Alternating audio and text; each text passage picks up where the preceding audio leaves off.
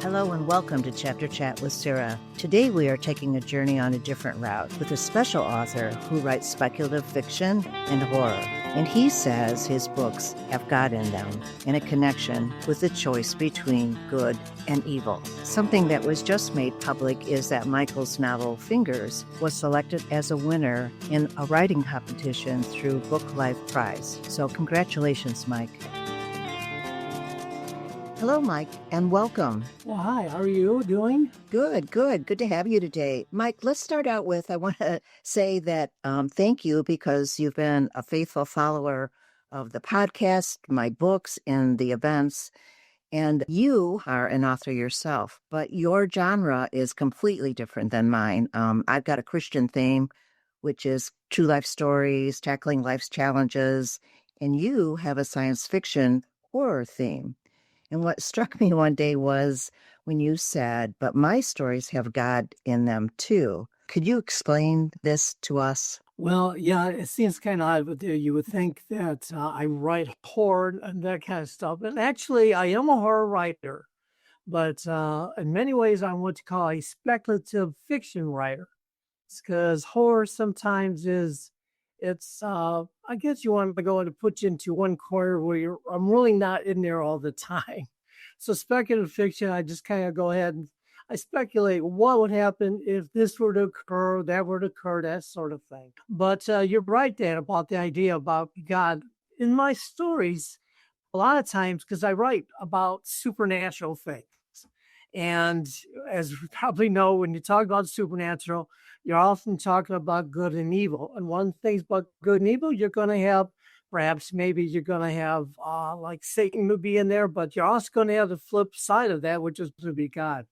And that happens in some of my stories. Like I have a book called Danny Delicious.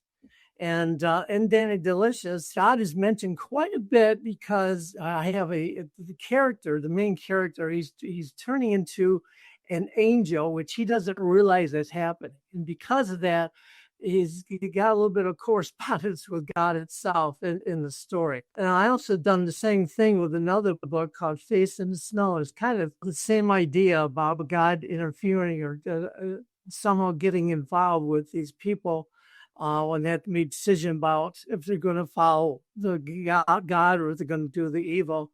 And then my latest novel, Fingers, I went out on a limb with that, whereas the main character, she has no hands, but she does have her limbs. They refer to her right and left, and one's considered good and one's considered evil.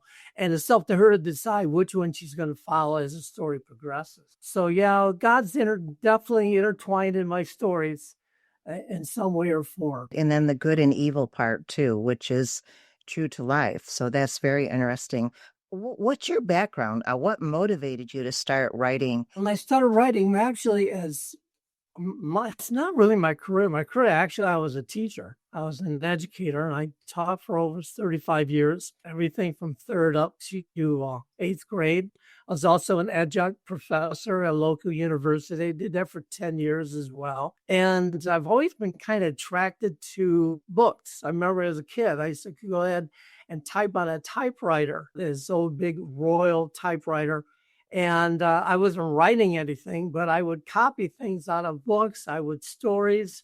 I would go ahead and type all the definitions of this old dictionary that we had in the house. But I was always attracted to books. I always felt comfortable with them. And then I got started writing a short story way back when I was probably in my early 20s, and it was handwritten, and I read it to some people, and they thought that sounded pretty good.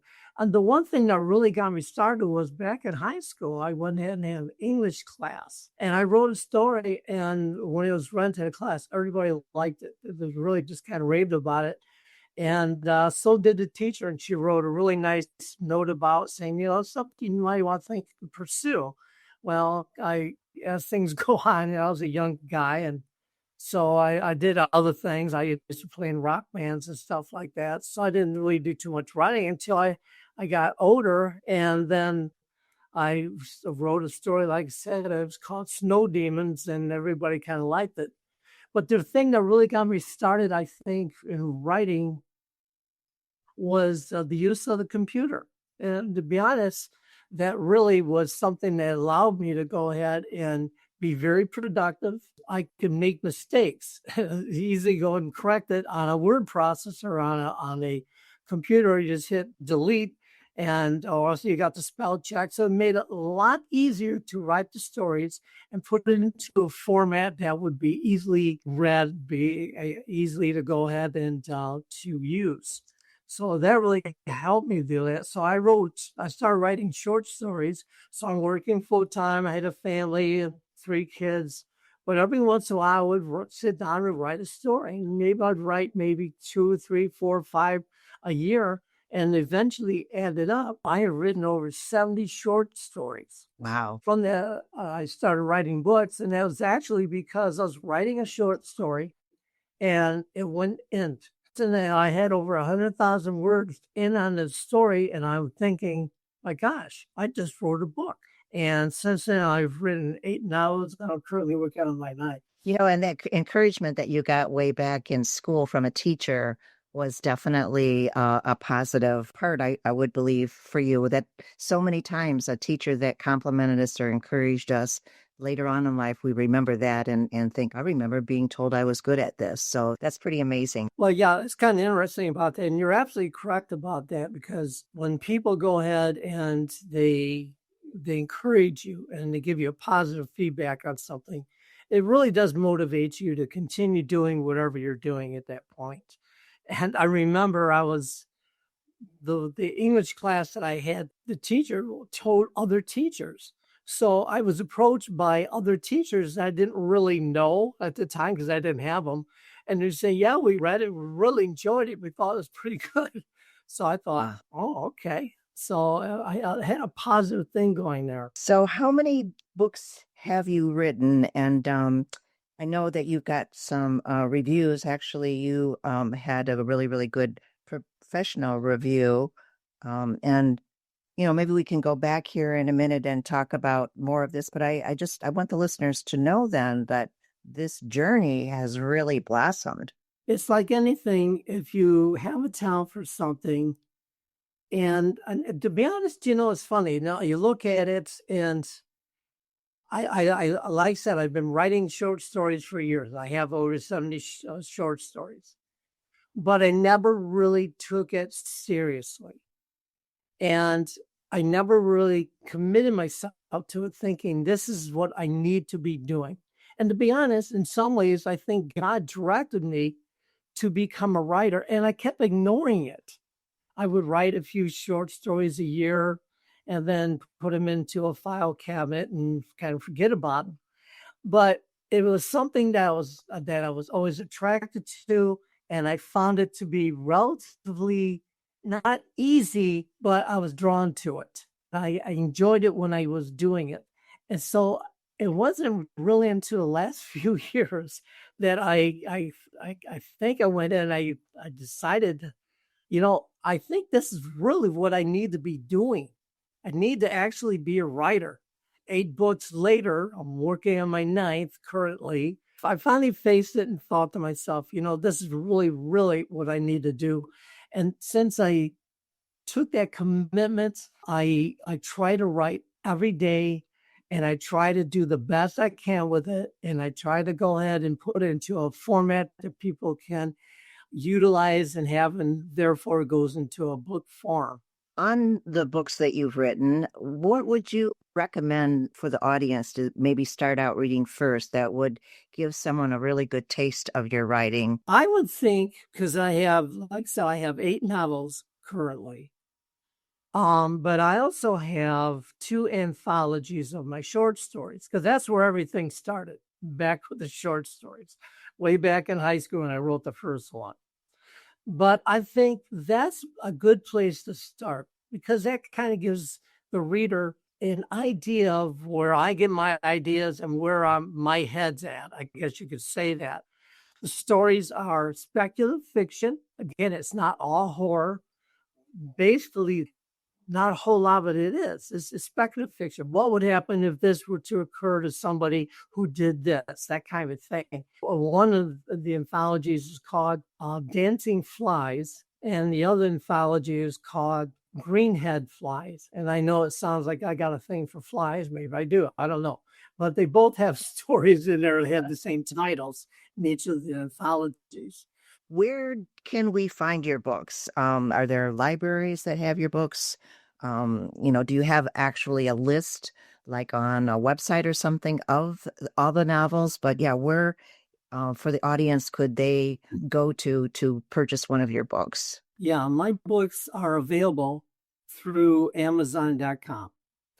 And you would find them under M.A. Csortos. And M.A. Csortos, you would spell that M.A., of course, and then that's my first and last name initials, and then my last name, Csortos. And also you'd find them on my website. I have a listing there because I have a website from my author page. And again, that's going to be located at macsortos.com is where you would find that. I have my books are available now in the Toledo area. We have over here Barnes & Noble's booksellers and Fallen Timbers in Maumee, Ohio. Several of my titles are listed there under the horror section. Also, you would find my books are going to be in the local library, in the Lucas County Library. There's a few titles there. I also have a few titles at the Way Library in Perrysburg, and North Baltimore Library has quite a few of my titles as well. And this was pretty cool. And was brought to my attention that at Barnes and Noble, your book is close to what other famous author in the section of your types of books. So that was pretty interesting to me. Yeah, I kind of made a big deal out of it, and it probably shouldn't have. It was kind of being funny about it. Because I took a picture of it, and if you look where the books are, they're on the same shelf as Stephen King, which I felt like, yeah, okay. I thought to myself, King, you better watch out, buddy, because here I come. Yeah, I thought it was definitely interesting and a perfect place to have your book sitting next to. So that was pretty cool. So do you have some upcoming events then that you could tell the listeners about? Nothing going on too much of this summer, but I have something coming up in September. It's going to be over there at it's called Gathering Volumes Bookstore in Perrysburg, Ohio. And they have a yearly, they have what's called an outdoor author fair. And there'll be over 20 authors there. And there'll be all kinds of authors in different genres. So we were talking horror, fantasy, romance, anything else, and that kind of thing. And that's going to be September 14th from 10 to 4. And it's outside under tents. And it's a lot of fun. They have food and they have entertainment and stuff like that. Plus in October, I don't have a date for this quite yet, but again, with Barnes & Noble bookstore in Fallen Timbers in Maumee, Ohio, we're going to set up something for a book signing, which is going to be there. And we're going to kind of tie that in with Halloween and that sort of thing. I also like to add that if people are interested in keeping contact with me, on my website, I have a blog that I do, and you can go to my website and actually sign up for it. And that way you get a really idea of my slanted kind of thinking that I do. But it's a lot of fun to write those and put them out there. And also, if there's any events or anything going on, I'll post it out there on the website as well, on the blog. And it's always fun to do that. Super. So people that aren't local aren't really going to miss out on everything. Then they can definitely go to your website and follow the blog and reach out to you as well. You definitely do correspond with people then if they send you a message on your website? Yeah, I will correspond only if they're nice to me. They got to be nice. Yes, no, I hear you. So in today's world, that's sometimes an issue, but I wouldn't think that you would have too much of that at all. So are you currently then working on a new book? And I think that I'm almost asking a question that I already know the answer to because I think you consistently write all the time. Unlike me, it takes me some time to gather my thoughts and direction, but you definitely are natural. So are you currently working on a book? Yes, I am. I'm currently working on it. I'm about a third of the way through. And it's about a girl who's raised to be a witch, but she refuses to become one. And because of circumstances, surrounding the disappearance of her father at the hand of her mother, she's forced to go ahead and find retribution against her mother. I hope they have it published by next year, beginning of next year. That all depends, because as an author, I'm what you call independent author, and I go ahead and I do everything on my own. So I write it, I edit it, and I go through it again with fine tooth comb dozens of times. Then I actually publish it myself, and I do all the work on it. So when someone reads my book, I have to be known that it's everything is just me. Nobody else had their hands on it. So it's always kind of fun to know that it was actually a one-man shop that did that. And I got a title for it, which is a working title. I'm going with Dragon Witch. Dragon Witch, that really gives the picture, doesn't it? For sure. That's interesting. So put a big smile on my face. So that's really cool. So an imagination, you just kind of like go into overdrive, right? Yes, I to be honest, it's funny when I'm writing, I often think the books write themselves. I'm writing something, and all of a sudden there's a character doing something I totally unexpected, and I just go, well, okay, well, we'll go that way, I guess.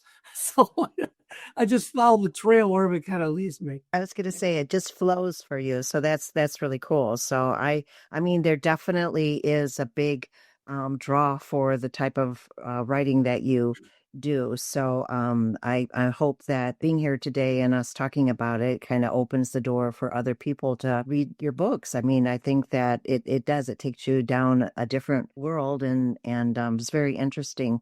I'm writing true stories, true life drama, and you're writing horror and supernatural and science fiction.